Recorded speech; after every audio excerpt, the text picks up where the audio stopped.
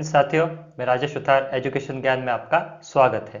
तो प्रश्नावली 1.2 का क्वेश्चन नंबर सेकंड है। क्या कहता है, पढ़ते हैं इसको।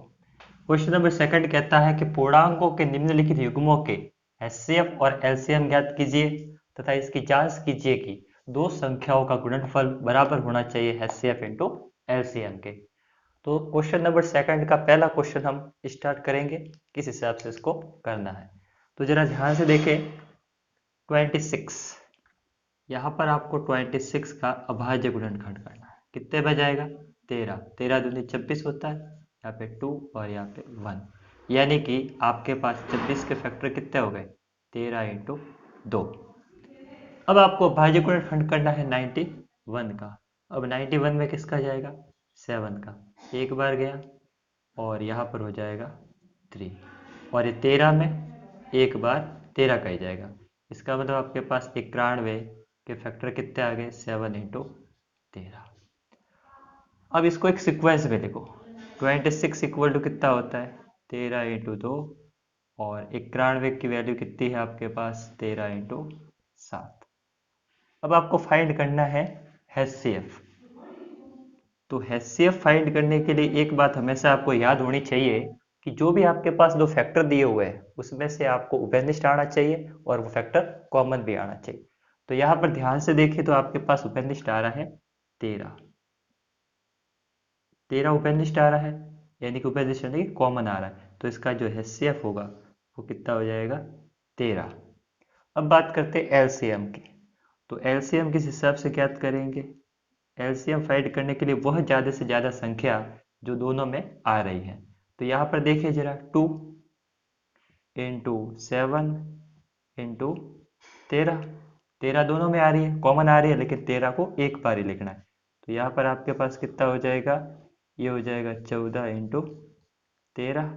तो यहाँ पे करना है 14 इंटू 13, कितना होता है? 12 का 2, हासिल का 1, और ये 3, और ये 4, और ये 4 हो जाएगा, और यहाँ पे हो जाएगा 1, यानी कि 2, ये हो जाएगा 8 और 1, यानी कि आपके पास जो एलसीएम होगा वो एलसीएम कितना हो जाएगा? 182, और जो आपके पास एचसीएफ है वो कितना है?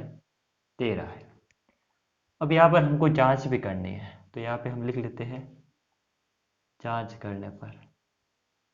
यहाँ पर आपको जांच करनी है, तो जांच किस हिसाब से करेंगे वो देखो, दो संख्याओं का गुणनफल। तो यहाँ पर दो संख्या कौन सी है? 26 इंटू 91 इक्वल टू क्या होना चाहिए?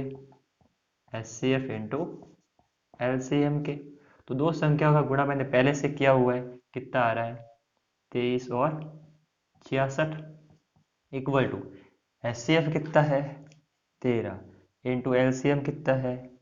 182। इसका भी गुणा करना है, ये हो जाएगा 6, 24 का 4, हासिल का 2, और ये 3 और 5 इंटू में 182, और ये जाएगा 6, 6 और 3 और 2, कितना आ रहा है आपके पास में?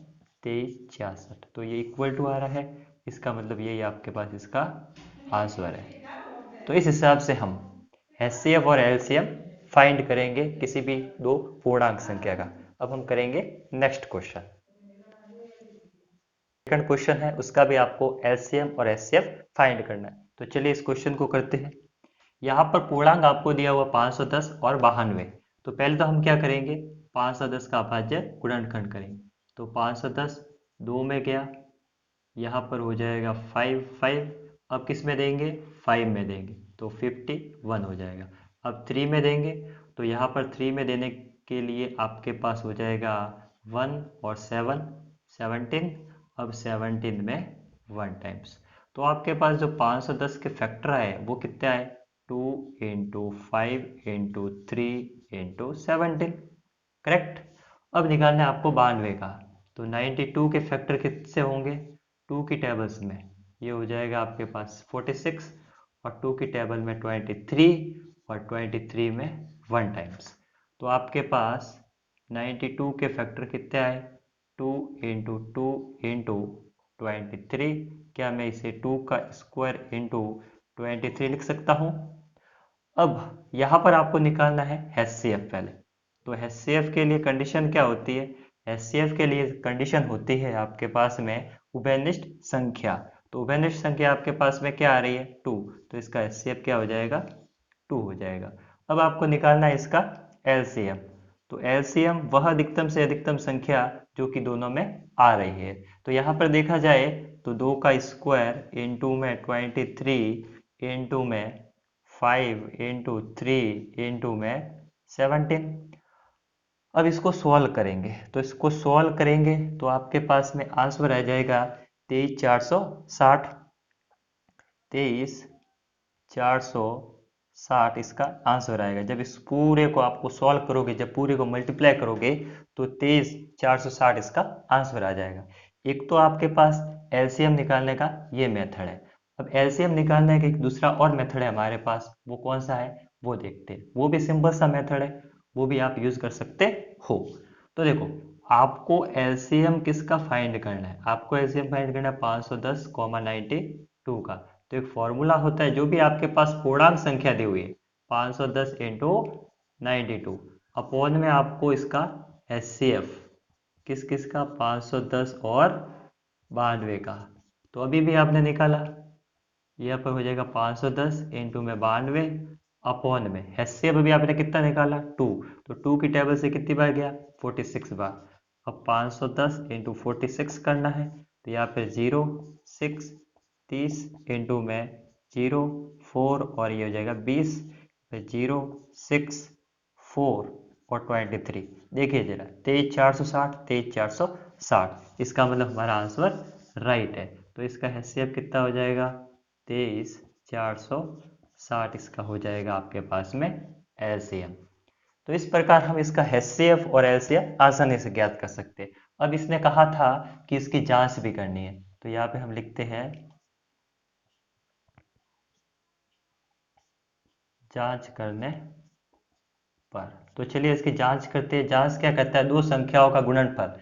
तो दो पूर्णांक संख्या कौन सी है आपके पास है 510 इंटू में 92 इक्वल टू क्या करना है LCM into HCF into LCM करो या LCM इंटू HCF करो, बात एक ही है। इसका मल्टीप्लाई मैंने पहले ही लिखा हुआ है 46,920 46,920।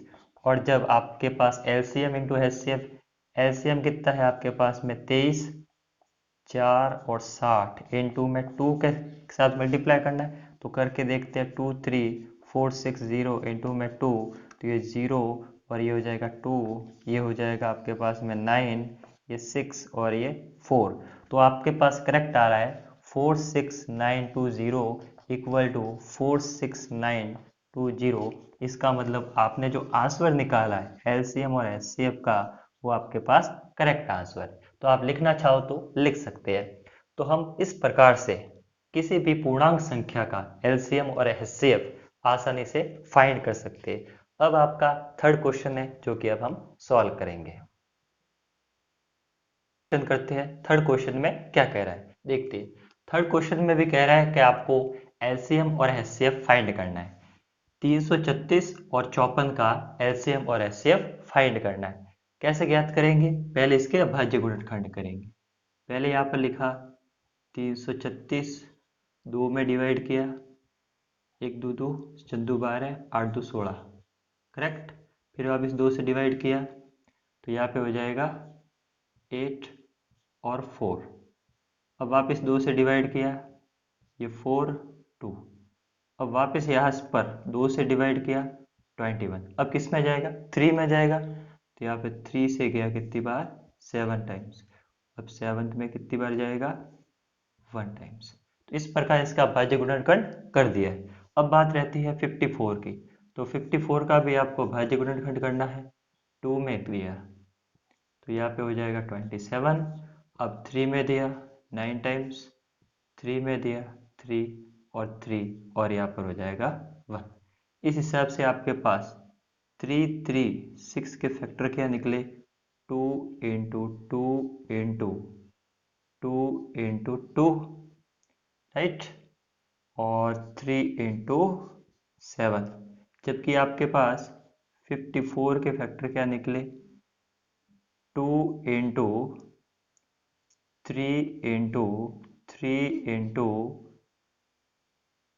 3 निकल गए। अब यहाँ से आपको क्या करना है, HCF फाइंड करना है। तो पहले HCF के लिए हम क्या करेंगे, आपको HCF फाइंड करना है। तो HCF के लिए इसमें कॉमन देखा जाता है कि दोनों अभाज्य गुणनखंडों में से कॉमन क्या क्या आ रहा है। तो देखिए जरा, यहाँ से 2 कॉमन आ रहा है और यहाँ पर भी 2 कॉमन आ रहा है, राइट। और क्या कॉमन आ रहा है, यहाँ पर देखो 3 कॉमन आ रहा है और यहाँ पर भी 3 कॉमन आ रहा है। इसका मतलब और तो कोई कॉमन नहीं आ रहा है, तो इसका मतलब यहाँ से हम 2 कॉमन आ रहा था 2 और एक कॉमन आ रहा है 3। तो यहाँ से आपके पास आंसर क्या हो जाएगा, 3 दूनी 6। तो 6 इसका क्या हो जाएगा, HCF। तो इस प्रकार 336 और 54 का आपने HCF फाइंड कर दिया। जो भी कॉमन डिजिट आई उसको लिखकर आपने 6 फाइंड कर दिया कि 6 इस प्रकार का क्या इसका HCF है। अब बात आती है LCM की। तो चलिए इसको LCM फाइंड करते हैं। LCM में क्या करना है, अधिकतम से अधिकतम संख्या देखनी है जो कि दोनों में उपस्थित हो। तो जैसे कि यहाँ पर देखो 1 2 3 4, तो 2 की पावर 4 आ रही है, तो यहाँ पर लिखो 2 की पावर 4 अधिकतम है। अब यहाँ पर देखो 3 किस में अधिकतम है, 1 2 और 3, तो 3 की पावर 3 यहाँ पे हो जाएगी 3 की पावर 3 इंटू किसमें 7 आ रहे, तो यहाँ पर 7 की पावर अधिकतम एक ही है। तो इस हिसाब से हम इसको सॉल्व करेंगे तो यहाँ पर हो जाएगा आपके पास में ये 2 इंटू 2 इंटू 2 इंटू 2 और 3 की पावर 3 क्या होती है 27 इंटू में हो जाएगा 7। तो ये हो जाएगा आपके पास में 16 इंटू में 27 इंटू 7। अब इसका मल्टीप्लाई करना है, तो अब इसका हम करते हैं मल्टीप्लाई। देखो जरा कैसे करेंगे, 27 इंटू में 16, 42 का 2 हो जाएगा, असल का 4 और ये जगह 12, और ये हो जाएगा आपके पास में 16 और ये हो जाएगा 27 प्लस में ये 2 और ये 13 का 3, हासिल का 1 2 3 और 4, 432 आया। अब 27 इंटू 16 कर दिया, 27 इंटू 16, अब रहा बात 7 की, तो 14 का 4, हासिल का 1 और 21 22 का 2, हासिल का 2, ये हो जाएगा 28 और ये 30। तो आपके पास जो LCM निकल के आया है वो LCM आया है 30 24। 30 24 आपका क्या है, LCM है। जबकि HCF आपके पास क्या है, आपने भी निकाला HCF की वैल्यू आपने क्या निकाली 6, जबकि आपने LCM की वैल्यू कितनी निकाली 30 24। करेक्ट बात। अब हमें फाइंड क्या करना है वो जरा देखते हैं। देखो एक तो तरीका ये था कि आप इस गुणनखंड विधि के द्वारा, अभाज्य गुणनखंड विधि के द्वारा LCM और HCF फाइंड कर सकते हैं। अब आपके पास HCF पड़ा है तो आपको LCM निकालने का एक दूसरा मेथड और होता है। LCM निकालने का दूसरा मेथड क्या है, यहाँ पर हम लिखेंगे किसका LCM निकालना है आपको, 336 और 54 का। तो यहाँ पर एक संख्या होती है, यहाँ पर आपको संख्या दी हुई है तो संख्याओं का गुणनखंड लिखेंगे, तो संख्याओं का गुणनखंड लिखा और नीचे लिखना पड़ेगा आपको HCF। HCF किसका, 336 और आपके पास में 54 का। तो इसके पास आपके पास आंसर आ जाएगा कैसे, 336 इंटू में 54 अपॉन में HCF कितना निकाला था 6। तो यहाँ से कितनी बार जाएगा, ये 9 बार जाएगा। अब देखो 336 में 9 का देना है, 54 का 4, हासिल का 5, ये हो जाएगा 27। 27 के बाद में होता है आपके पास में 32, 32 का 2, हासिल का 3, 27 और ये हो जाएगा 30। तो देखो 30 चॉइस आ रहा है, यहाँ पर भी 30 चॉइस आ रहा था।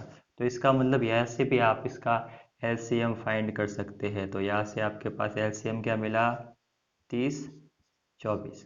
तो आपके पास LCM फाइंड करने के दो मेथड है, या तो आप इस विधि से करो या फिर इस विधि से करो। अब इसने नेक्स्ट में क्या पूछा है कि दो संख्याओं का गुणनफल HCF और LCM के बराबर होना चाहिए। तो अब यहाँ पर हम लिखेंगे जांच करने पर। अब आपको इसकी क्या करनी है, जांच करनी है। तो जांच क्या कहा है, दो संख्याओं का गुणनफल, दो संख्या क्या है 336 इंटू में कितना है 54 इक्वल टू LCM इंटू में HCF। तो यहाँ पर देखो 3364 का मैंने यहाँ पर मल्टीप्लाई किया है, जो आ रहा है आपके पास में 18144, जबकि आपके पास LCM क्या था 3024, ठीक है, और आपके पास HCF कितना है 6 है। अब जरा मल्टीप्लाई करके देखो, तो मल्टीप्लाई करके देखते तो आपके पास आ रहा है ये कि ये वैल्यू आएगी इक्वल टू, यहाँ पर भी आ रही है 18144। इसका मतलब हमने क्वेश्चन करेक्ट किया है। तो इस हिसाब से हम किसी भी संख्या का LCM और HCF आसानी से फाइंड कर सकते हैं। आप चाहो तो इसे नोट डाउन कर ले। तो इस प्रकार आपकी प्रश्नावली 1.2 का क्वेश्चन नंबर सेकंड के तीनों क्वेश्चन हो चुके हैं। नेक्स्ट वीडियो में हम पढ़ेंगे थर्ड सवाल के बारे में। धन्यवाद।